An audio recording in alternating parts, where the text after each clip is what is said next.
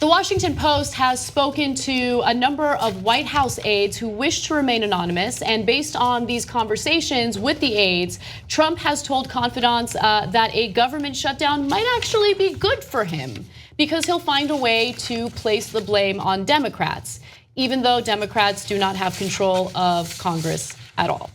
So Trump has told his confidants that a government shutdown could be good for him politically and is focusing on his hardline immigration stance as a way to win back supporters who are unhappy with his outreach to Democrats this fall. So if you could remember, Trump did have a meeting with Chuck Schumer and Nancy Pelosi, and it seemed like things were on the up and up and they were getting along. And then later he got a little criticism from the right for negotiating with them. And so now he is trying to respond to that with his hardline policy regarding immigration. Now, in the spring, he tweeted that he would like a good government shutdown and thought it would be useful to him. He tweeted about that. So there's another example of him getting in trouble by his own tweets because he doesn't know how to stop and just shut it. But he changed his tune this fall. He mused to others in the White House meeting that he thought about the debt ceiling, often used as a negotiating point in complex spending talks, should be ended for good, and has told advisors that a shutdown could make the administration look impotent. So he goes from thinking it might be good to maybe this isn't a good idea, maybe it's gonna make us look bad. He can't make up his mind. And I think my favorite quote was actually from Schumer, where he's like, we're just trying to catch him on a good day because we don't know where he's gonna land. Yeah, that was Dick Durbin, who's in charge of this particular thing for the Democrats. Here, I have it because I thought it was so funny. Durbin said he has a tendency to move back and forth. We hope we catch him at a good moment. Yeah. Right? Meaning, because Durbin said right after the inauguration, Trump told Durbin himself, he said, oh, no, we'll take care of those kids, referring to the Dreamers. Like, don't worry, right? And then, and the whole reason for that Nancy Pelosi, Chuck Schumer meeting that got so much press with Trump was because they actually do need the Democrats a little bit, to be fair. I'll explain that in a second, to pass a budget.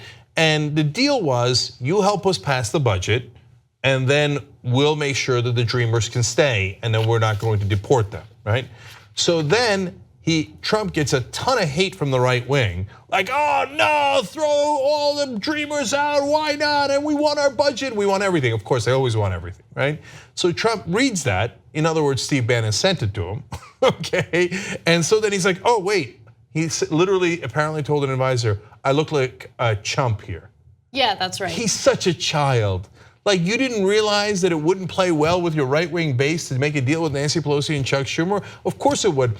If I was in a situation, I'd go, okay, but I'm willing to pay that price because we actually do need to make sure the government doesn't shut down. We do need a budget, and maybe I can get votes in the middle from doing this Dreamer thing. But he doesn't get it. He's like, oh, I don't know, Nancy and Chuck gave me a good deal. And then afterwards, he got good press out of it. And he even called them and said, hey, did you see all the good press we're getting? And then he gets bad press from Breitbart and other places. And he's like, oh my God, it turns out I look like a chump. No, never mind, I'm not doing that deal. We're gonna have a good government shutdown. Yeah. Look, what I think is interesting though is his interpretation, Trump's interpretation of things, and how different it is from Republicans. So for instance, based on what these White House aides are telling the press, Trump thinks that he could actually use a government shutdown to his advantage, which is ridiculous because, again, Republicans are charged. You have a Republican president, you have Republicans in charge of Congress. Shutting down, or even a partial shutdown of the government, hurts a lot of people. That is not good for your poll numbers. But in his mind, I'll just blame it on Democrats. I mean, who knows? He's like a master manipulator, so maybe he'd be able to do that. It could work. It could work. It could work. And I make that point because when you look at the people who support him through thick and thin, what is the one thing that they really want? The wall. They really want the wall. And that's what he's focusing on here. And do you remember the poll that came out a few weeks ago about his support, or how they don't believe the media? They believe not flat out that that the media has an opinion, that we make stuff up, that we fabricate stories. Yes. So, and these are the people who are going to believe whatever he says. 76%. That's who he wants to keep. Quickly going back to that survey, 76% of the Republican Party who was surveyed said, we believe that the media fabricate stories about Trump. 76%. That's insane. Yeah. All right, so let me agree and disagree with you guys. Trump is not a master manipulator. He's a moron. He keeps flipping because he's a child and doesn't know what he's doing. Oh, do I look good? Oh no, I look bad. Okay, I'm for this. Oh, I'm for that. Because he's a moron. He has no idea what he's doing. But I do agree with you guys that it could work, and so because it's more than the wall, Steph. I think that the thing that his voters love most about him is strength. So like when you poll pathway to citizenship, it actually polls really, really well. And even among Republicans, you'd be surprised at how well pathway to citizenship polls among Republicans. It's not that they're like, no, I must have an 18-foot wall, etc. They just like him being strong and standing up to people. That's why it could work, because I'm so strong, I'm shutting the government down. Well, whose government is it? It's yours, you clown. Oh, yeah, I know, but I'm shutting it down. Ooh, he looks strong, nice job. Well, it could also be about who's going to flinch first. Right? Yes. In that showdown, and who has a tendency, which party has a tendency to flinch first? Excellent point. Yeah. And we all know the answer to that. It's the Democrats. And if he gets them to flinch, it'll be so sad. I think he's going to get them to flinch. Oh my God, that'll be pathetic. Because think about it. I mean, him tying this entire shutdown situation to the immigration policy I think it's really going to work, because if he says, look, I mean, they're not willing to negotiate with us, regarding this issue because of my hardline stance on immigration. I mean, come on. Even people on the left, I'm not saying progressive, but some people on the left are in favor of stronger immigration policy. So he might. And that is part of what got him elected. So, but look. So let's be fair, by the way. Yes, Republicans control the whole government, but why are we even having a conversation about the Democrats? Because they do have a little bit of leverage here, and so if the Republicans didn't need them at all, they wouldn't need to worry about a government shutdown. So why do the Democrats have leverage? First of all, in the House, there's a bunch of extreme right-wing Republicans who are like, no, I vote no on the budget because it didn't give the rich enough. I'm going to call that freedom. I want more freedom for my donors, right? And so they're going to vote no on the budget, which then means that even in the House, the Republicans need Democrats to vote yes on their draconian budget, okay, to pass. So then, then they have to get Democratic votes. And in the Senate, the Democrats could filibuster the budget, right? Okay. Now, if you ask me, why would a Democrat agree to this Republican budget?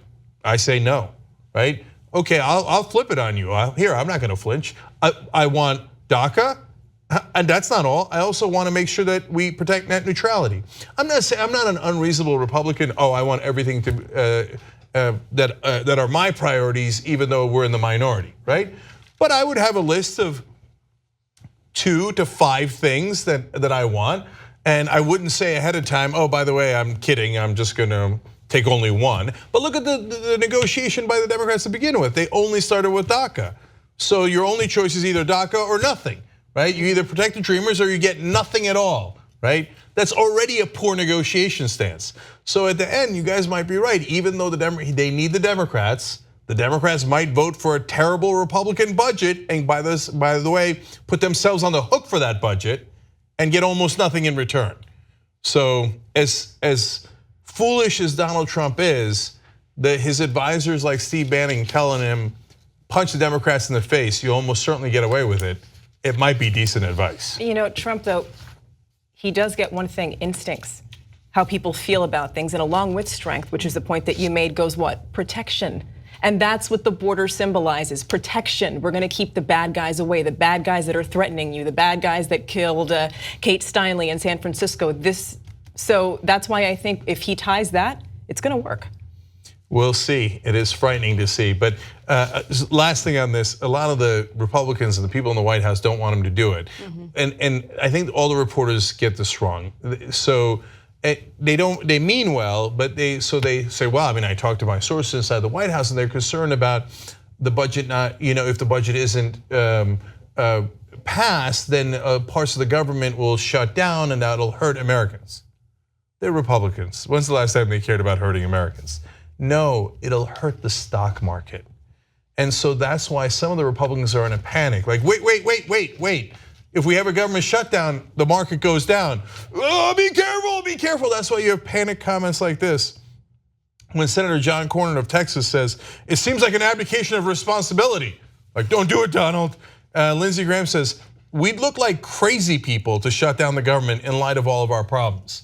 In other words, those guys got the memo from their donors, don't shut it down. This is gonna hurt the markets. But Trump, in that case, is too thick-headed to realize it. So it's a combination. It's not a clear win for Trump, even if they do a government shutdown, even if we're right about our speculation about the weakness of Democrats. But if the Democrats hold strong and the markets go down and all the Republican senators start to panic, we actually can win and we can get protection for dreamers. But that would require the Democrats to stay strong. Wish us luck. If you like this video, you'll love the whole TYT network. Check it out at tytnetwork.com/join.